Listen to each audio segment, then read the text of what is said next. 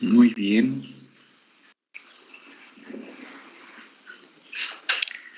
Bueno, pues vamos a empezar. Ya nos toca ver la unidad 5, que son una unidad dedicada a las enzimas. Es una de mis favoritas debido a que me especialicé en esto, en estos temas, ¿no? Entonces, vamos a comenzar viendo qué vamos a ver, cuál es el temario. Tenemos como primer tema, cuáles son las enzimas en la industria de alimentos. Vamos a ver también la clasificación de enzimas y también algunas aplicaciones y sus aplicaciones. Vamos a ver papaína, bromelina. En realidad esto está relacionada con las proteasas que son cada una de estas, que pertenecen a este grupo de enzimas que tienden a cortar, pues en realidad tienden a cortar esto de los enlaces peptídicos que hay en diferentes tipos de alimentos. La papaína y la bromelina normalmente se usan para poder ablandar diferentes tipos de carne. Sin embargo, tienen otros usos. Vamos a ver también enzimas como amilasas, silanasas, celulasas, pectinasas, galactosidasas, quitinasas, poligalacturonasas. Esto desde el punto de vista industrial, ¿no? Vamos a ver para qué sirven, cómo se obtienen, de qué tipo de organismo vienen, cuáles son las que más se usan. Y dentro de estas también vamos a ver algunas enzimas como la fenilalaninomonoliasa, la superoxidodismutasa, invertasa y desaturasa, ¿no? Esta unidad es bastante corta, sin embargo voy a tratar de que sea lo más enriquecedora posible. Les voy a presentar un artículo en el cual ya se publicó, en el cual fue uno de los que participó. Sin embargo, no fui el autor principal, ¿no? Sin embargo, estaría interesante que puedan entender cuál es el desarrollo y sobre todo desde dónde empezar para poder realizar ese tipo de investigaciones. ¿Qué competencias deben tener al finalizar esta unidad? Pues deben aprender las propiedades de las enzimas para comprender las funciones que pueden desempeñar en los alimentos. Conocer los principales sistemas enzimáticos que se usan en alimentos, dado la importancia de las aplicaciones de estos. Esto es algo interesante, ¿por qué? Porque las enzimas, siendo parte de las proteínas, que son un gran grupo de macronutrientes, no tienen esta particularidad como son las proteínas. Si se acuerdan, las proteínas tienen propiedades funcionales. Las enzimas van a tener propiedades catalíticas. No es algo que se pueda absorber, no es algo que vayamos a tener que hacer, o sea, no se puede comparar. No podemos decir, no, que es que agregar tanto en este caso ¿de qué será? De papaína nos va a servir para darle brillo a los alimentos, ¿no? O darle, en este caso, como los péptidos que tienden a tener esta glicosilación, que tienden a ser péptidos endulzantes, ¿no? No, las enzimas no. Las enzimas lo que hacen en realidad es poder catalizar un sustrato. Los sustratos pueden ser lípidos, pueden ser carbohidratos, pueden ser proteínas, puede ser cualquiera de los macronutrientes. En realidad las enzimas las vamos a encontrar en cualquier tipo de organismo vivo. Y también es importante mencionar que cada una de estas enzimas tiene un rol biológico, ¿no? Entonces, vamos a continuar, ¿no? Vamos a empezar con el tema con el subtema 5.1, que son enzimas en la industria de los alimentos. Se sabe que muy pocas enzimas se producen a nivel industrial y este es uno de los principales problemas que hay para el uso de estas, ¿no? Sin embargo, estas enzimas tienden a ser muy caras porque el proceso de purificación que se les realiza, si queremos una enzima podríamos decir del 95% hacia arriba pura, son muy, muy costosos. Como por ejemplo la obtención de algún tipo de enzima. ¿Qué será? ¿Qué les gusta? Vamos a pensar en una peroxidasa de origen fungal, que nos serviría principalmente para poder eliminar cualquier tipo de componente lignocelulósico, hemicelulósico o celulósico de algún tipo de alimento. Y esto es con la principal función de dejar más claro un alimento. Vamos a pensar en los jugos. Por ejemplo, lo vimos en el laboratorio y a algunos les hice la pregunta, ¿no? De que si comprarían un jugo ya oxidado. Algunos me dijeron que sí, algunos me dijeron que no. Pero ¿qué pasa si tenemos la habilidad o tenemos este conocimiento para poder quitar pues toda esta parte de la pulpa que tiende a oxidarse más rápido, que tiende a tener un cambio de coloración? Se debería aplicar una enzima.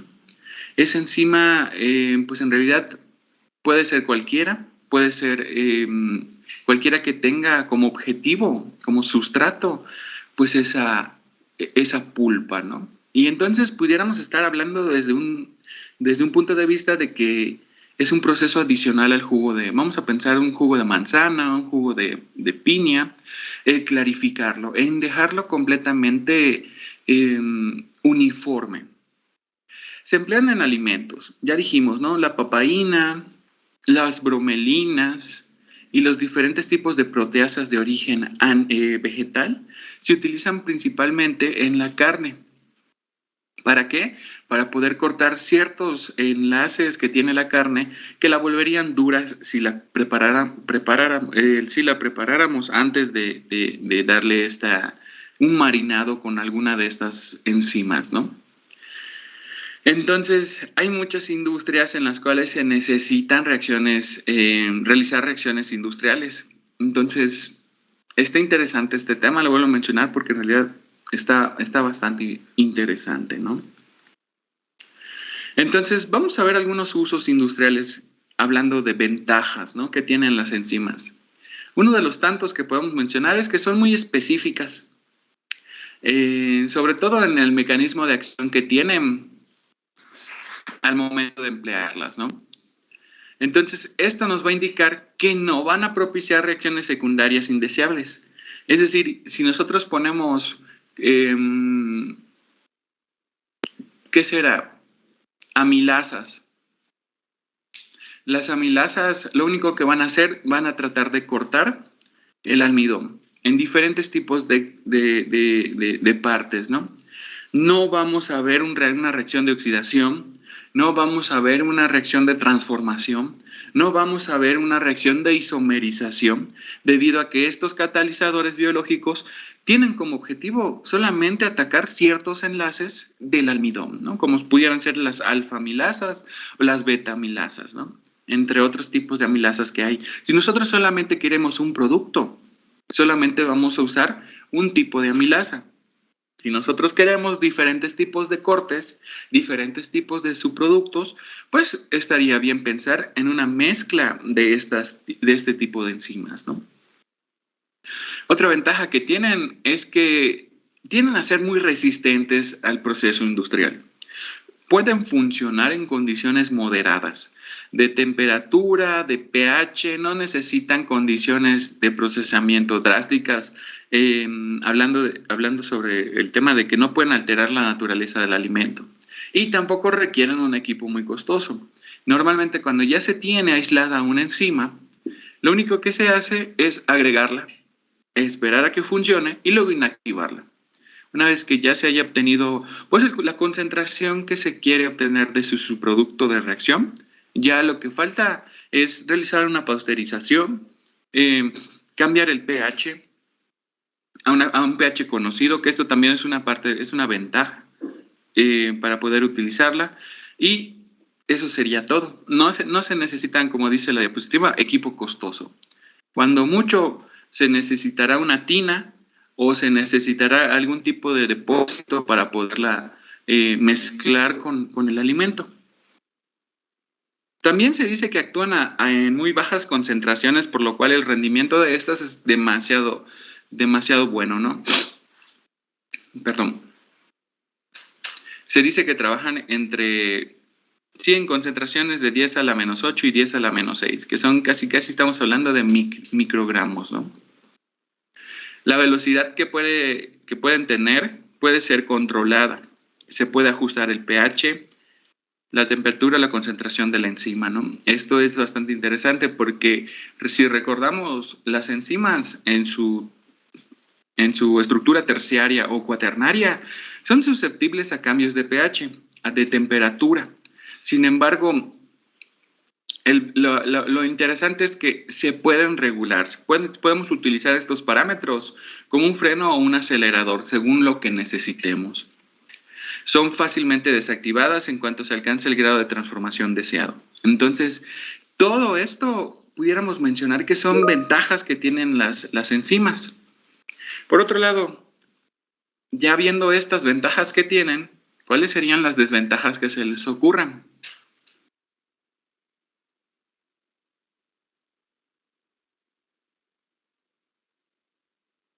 ¿Qué desventajas tendrían las enzimas en la industria de alimentos?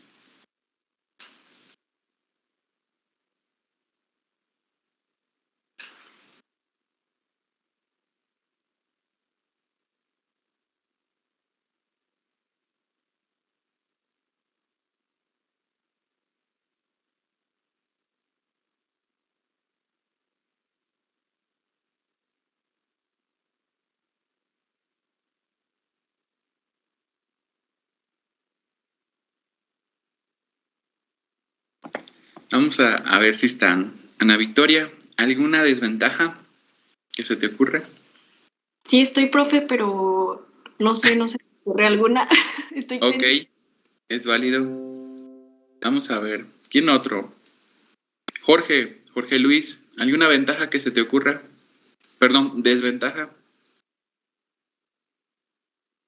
No, desventaja no se me ocurre ninguna. Tienen muchas, muchísimas. Baruch.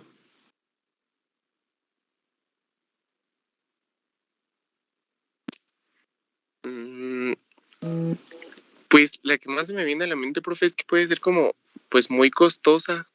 O sea, pueden ser pues sí, muy costosas y de esta manera puede ser que no se puedan conseguir o que si se puedan conseguir sean en muy poca proporción o así. Muy bien. Uno de los puntos principales es el costo, ¿no? ¿Por qué? Porque si nos ponemos exigentes o el proceso es muy exigente y requiere el empleo de una enzima purificada, no vamos a comparar el costo con algo que pudiéramos obtener, ¿no? Como por ejemplo, les voy a dejar la tarea. Esto es nada más para que vayan dándose cuenta en realidad de los costos. Que me digan cuánto vale un kilo de ¿cuál será? De una alfamilasa y una betamilasa para poder realizar cerveza, ¿no? ¿Cuánto será? ¿Cuánto creen que pudiera costar una amilasa? Pues sí, una amilasa, cualquiera de las amilasas que encuentren. Puede ser beta, puede ser alfa, puede ser gamma, puede ser lambda, cualquiera de las amilasas que pudieran encontrar ahorita en línea. Díganme más o menos cuánto cuesta y cuánto es el peso que pueden obtener.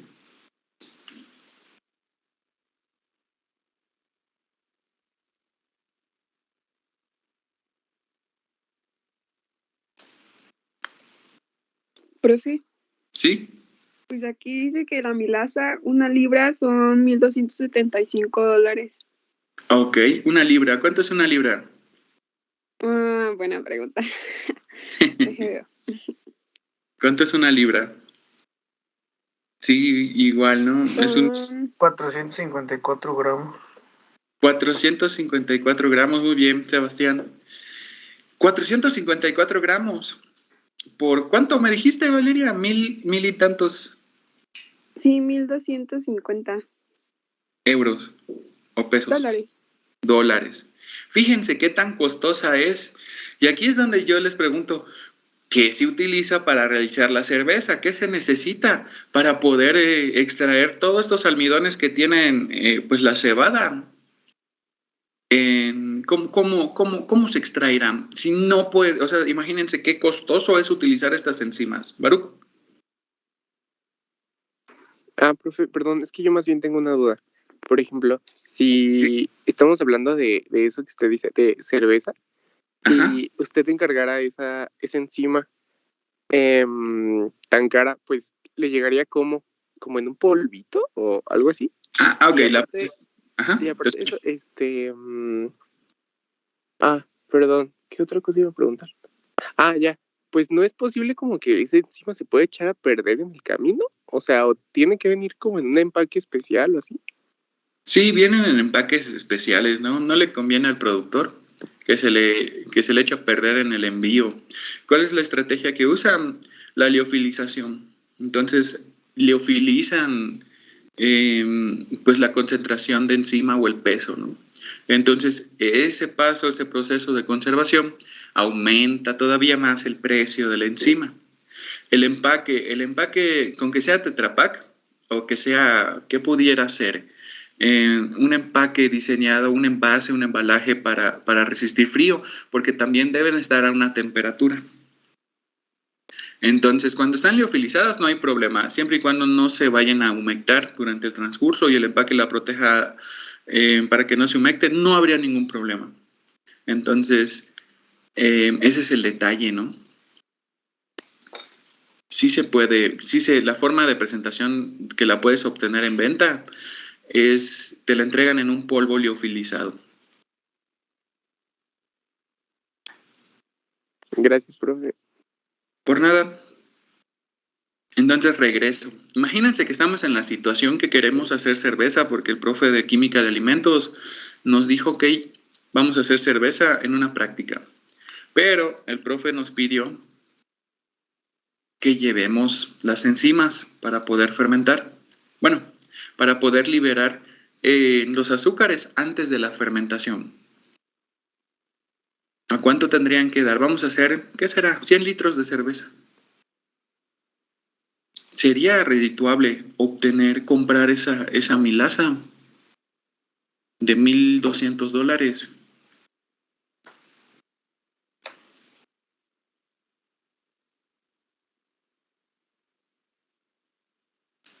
No, porque tendrías que dar la caguama súper cara y la gente no le gustan las caguamas caras.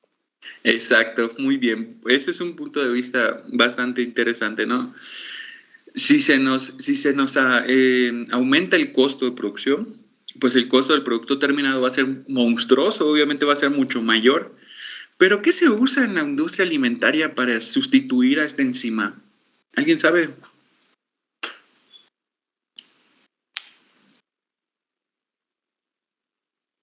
¿Qué será? ¿En dónde podemos encontrar las alfamilasas, betamilasas, sin tener que estar tan purificadas?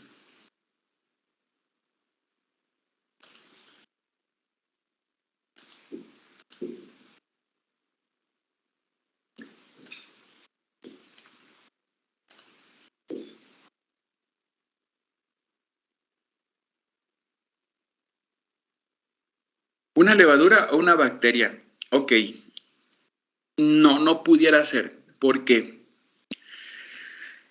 Para la fermentación pre-liberación en este caso, de azúcares, sí se puede hacer. Se utiliza normalmente Saccharomyces cerevisiae, que es la enzima especial para panadería y para cervecería, ¿no? Es una levadura. Pero ¿por qué no antes? Porque lo que va a suceder es que la levadura tal vez sí tenga la maquinaria pues para poder desdoblar estos azúcares. Sin embargo, tendríamos que alimentar a la levadura. Al momento de desdoblarla, por ejemplo, un almidón, ella va a consumir, ¿qué será? Un 33%. Y va a dejar libre ¿qué será? El restante, no más del 70%.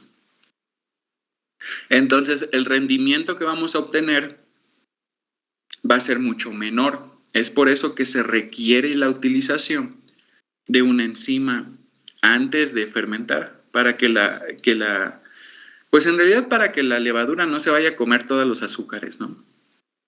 Sí se puede utilizar, siempre y cuando tenga un rendimiento bastante bueno la levadura, cosa que hasta el momento creo que el máximo rendimiento que se tiene es que consuma aproximadamente entre el 40 y el 30 para funciones biológicas, ¿no? Para mantenerse, para poder estar viva y seguir realizando estas fermentaciones. Sin embargo, no es esto de... Hablando de costos, esto no es redituable. No se debe utilizar levaduras para el famosísimo, el paso que tiene como objetivo la liberación de azúcares, la desdoblación de azúcares que tienen los granos, ¿no? Entonces, ¿de dónde se obtiene estas dos enzimas, perdón?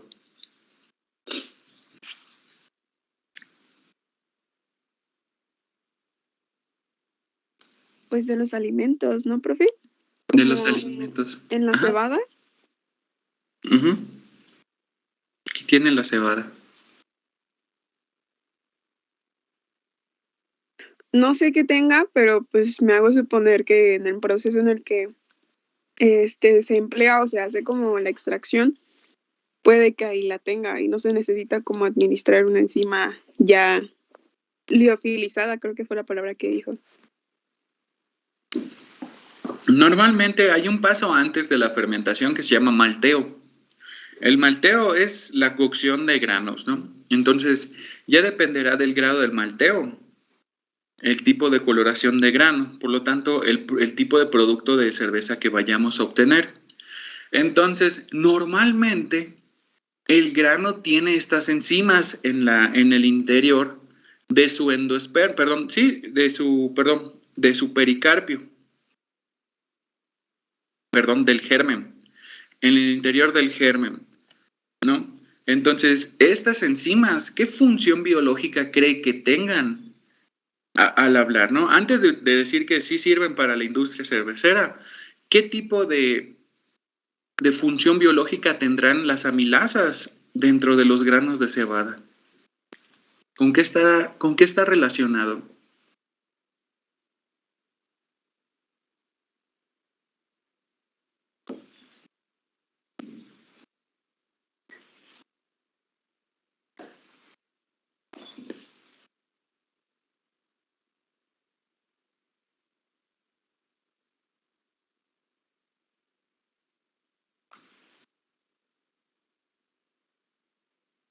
Normalmente en el germen se encuentran muchísimas enzimas, como amilasas, amilopectinasas, diferente tipo de enzimas referentes a la catálisis del almidón. ¿Por qué?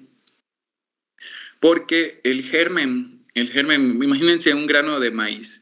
La parte blanca que está hasta el fondo, hacia abajo, uno de los extremos, se le conoce como germen. Está recubierto por el pericarpio y también está cerca del endospermo, hablando de la conformación que tiene un grano de maíz, ¿no? Entonces, en el germen están todas estas enzimas. Pero, ¿para qué le sirven al germen? Pues están implícitas en todo el proceso de maduración, es decir, de germinación. Si no se llegase a tener estas enzimas adentro, estas no germinarían. Entonces, aquí la importancia, ¿no? Mientras estén secos estos granos, estos no maduran. Al entrar en contacto un grano de elote, un grano ¿de qué será? De cualquier tipo de semilla, estas tienden a absorber la humedad y tienden a activar a estas enzimas, y empieza el proceso de germinación, ¿no? Entonces, tienen como función biológica en los granos la germinación. Entonces, ¿qué es lo que se hace? Se prepara esta malta, se deja germinar al grano, se corta la germinación mediante un secado, se tuesta para que cambien de color. Ya saben, si quieren una stout, si quieren una pilsner, si quieren diferente tipo de cerveza, esto es lo que se tiene que hacer, sobre todo para agarrar la coloración. Este tostado, pues ustedes ya saben que es un ejemplo de una reacción de Maillard. Entonces, teniendo esto ya preparado, solamente se adiciona, se deja cocer en un rango de 60 a 70 grados centígrados para que esta enzima se pueda activar, pueda empezar con la acción catalítica, que es desdoblar el almidón, preparar todo, dejarlo más o menos trabajar. Ya existen las concentraciones para cada volumen, ¿no?, de cerveza, lo que se quiera producir. Se deja reaccionar durante, ¿qué será?, unas 2, 3, 4 horas. Se deja que baje la temperatura y alcance la temperatura ambiente toda la noche, y al día siguiente lo que vamos a tener en esa mezcla es que en realidad ya vamos a tener puros azúcares libres, listos para que puedan ser fermentados por una levadura. Y ya empieza el proceso de clarificación, después del proceso de fermentación, empieza el proceso de clarificación, el proceso de gasificado. Si lo queremos hacer artesanal, se le agrega azúcar al mosto.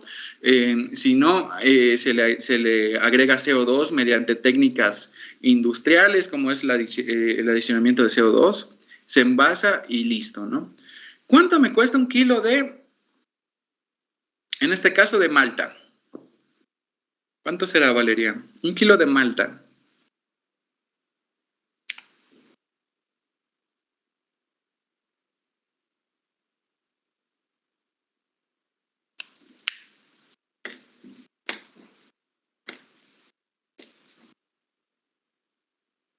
O alguien que tenga el dato.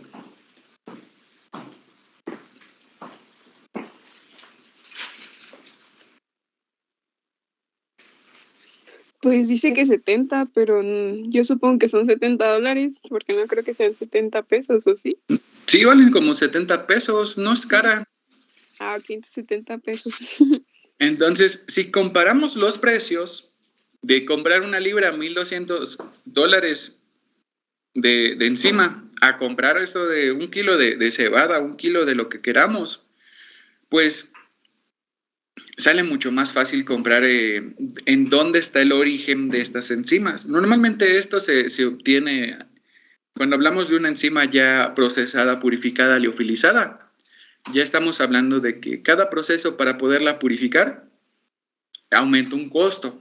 Y dentro de desde las desventajas que tienen el uso industrial de enzimas está el costo, el grado de pureza, la baja reproducibilidad, el microorganismo de origen y parámetros de actividad. Aquí algo interesante a mencionar, solamente es por mencionarlo, los microorganismos de origen no puede ser cualquiera. ¿Por qué? Porque si nosotros estamos buscando, ¿qué será? Una proteinasa, ¿cómo se le llama? Una peptidasa, para poder llevar a cabo alguna modificación en las proteínas o para volver a hacer una isomerización, una isomerasa. Lo mejor que tendríamos que pensar es en una enzima que provenga del vegetal, de un origen vegetal. ¿Por qué? Porque se ha visto en los diferentes artículos científicos que hay unas proteínas, unas proteasas muy interesantes en los microorganismos. Pero ¿qué es lo que sucede con las proteinasas de los microorganismos y las proteasas de los microorganismos y las proteasas de origen vegetal? Que no tienen la misma función, tienen un sustrato especial, son muy específicas. Entonces, imagínense tener que preparar, no sé, 1 kilo de carne y utilizamos los dos tipos de proteasas, ¿no? Una de origen animal, una de origen microbiano y una de origen vegetal. La vegetal lo que va a hacer es quitar todos estos tendones duros, estas cosas, estas partes de la carne que la dejan dura. Y la proteasa de origen microbiano, lo que va a hacer es que va a atacar directamente la fibra. Entonces, si la dejamos reposar, cuando saquemos la carne que se trató con esta proteasa vegetal, va a estar tierna, va a estar suave, porque ya se le quitó todas estas partes duras que le confieren esta dureza. Pero cuando saquemos la carne que se introdujo en un marinado de proteasa microbiana, probablemente empecemos a sacar pedazos. ¿Por qué? Porque es este tipo de enzimas de origen microbiano tienden a cortar las fibras musculares, ¿no? Y es algo que no se desea. ¿Por qué? Porque queda como un caldo. Entonces, estas serían las ventajas y las desventajas que se tienen al momento de pensar en el uso de enzimas, ¿no?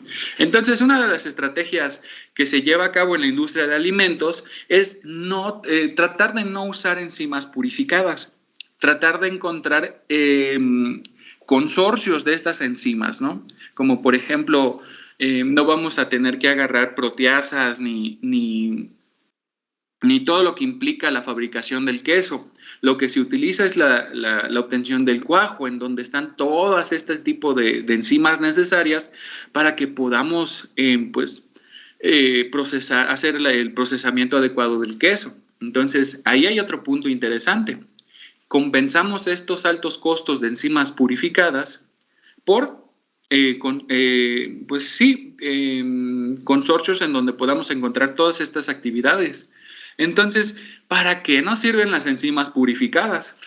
Nos sirven principalmente en el área de la farmacología y de la medicina, ¿no? Entonces, y también de la investigación.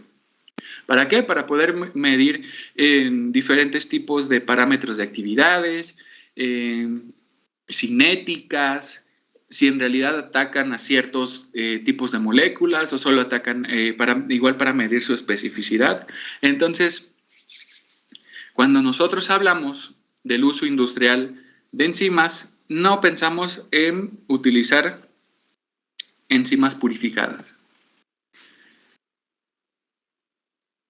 Bueno, entonces vamos a continuar con en dónde las podemos obtener. Las fuentes vegetales y animales de preparaciones enzimáticas, ¿no? Entonces, la fuente vegetal, les pongo aquí unas tablas. Dentro de las fuentes vegetales que podemos buscar diferentes enzimas, pudiera ser la cebada para obtener amilasas, ya les dije, alfamilasas, betamilasas, el trigo también, amilasas, betamilasas, la piña, normalmente se encuentra bromelinas, el higo, podemos encontrar estas enzimas como son la ficina, la papaya, la papaína. En la soya podemos encontrar diferentes tipos de enzimas como la lipoxigenasa, amilasas y otros tipos de enzimas, ¿no? Las que pongo son las más representativas. Y dentro del rábano está la peroxidasa. Aquí hay mucha investigación sobre las peroxidasas del rábano. ¿Por qué? Porque se cree que tienen una función biológica bastante interesante en contra de radicales libres que hay en el cuerpo.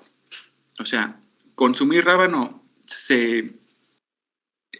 pudiéramos decir que ayuda a combatir a ciertos radicales libres. Esto pues todavía está en investigación, ¿no? Como fuente animal, dentro de las enzimas que podemos encontrar, se encuentra la pepsina, que se encuentra en el estómago porcino, la tripsina, la lipasa, que podemos encontrarla en el páncreas de diferentes animales, la renina, la lipasa, que está en el estómago de los rumiantes, que esta es la que se utiliza para la fabricación de quesos, y también algún tipo de catalasa que podemos encontrar en el hígado bovino, ¿no? Entonces, hay muchísimas fuentes y preparaciones para poder utilizar este diferente tipo de enzimas. No sé si alguien tiene alguna pregunta, alguna duda con respecto hasta lo que hemos visto hasta ahorita.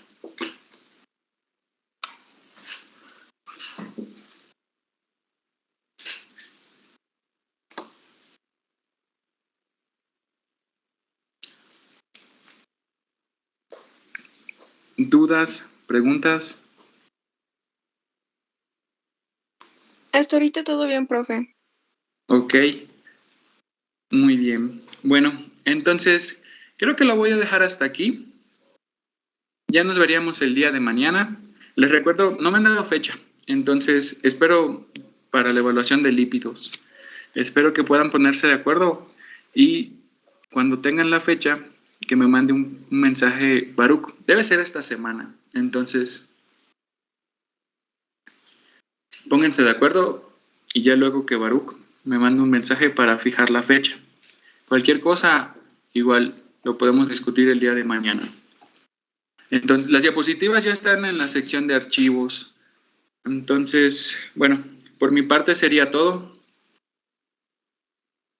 Les deseo un excelente inicio de semana y que tengan un excelente día. Hasta luego. Muchas gracias, profe. Gracias, profe. Gracias, profe. Por nada, Gracias, Buen día, profe.